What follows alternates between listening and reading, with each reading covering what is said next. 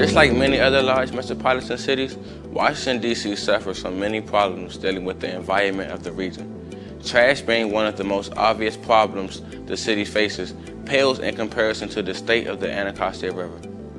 For those that aren't aware, there are two major rivers that flow around the border of D.C., the Potomac to the southwest and the Anacostia to the southeast.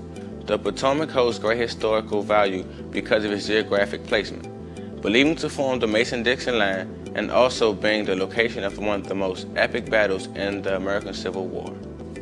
The Anacostia River, on the other hand, has fallen into a sad state, and many refer to it as DC's forgotten river. Trash and an enormous amount of raw sewage has been allowed to flow directly into the river.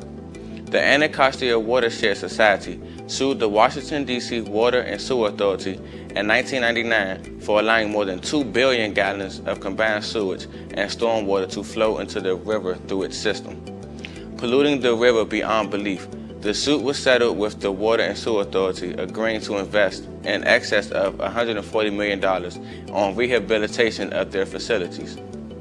So, we know that the Anacostia River definitely needs to be cleaned, but what can the mayor do about the trash and its cleanup?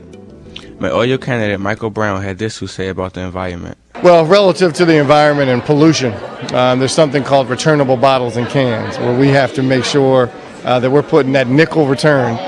That way you won't see a lot of glass and bottles in the street, and people will pick up those bottles because they want that nickel. So we have to create that environment. I think our city is dirtier than it should be.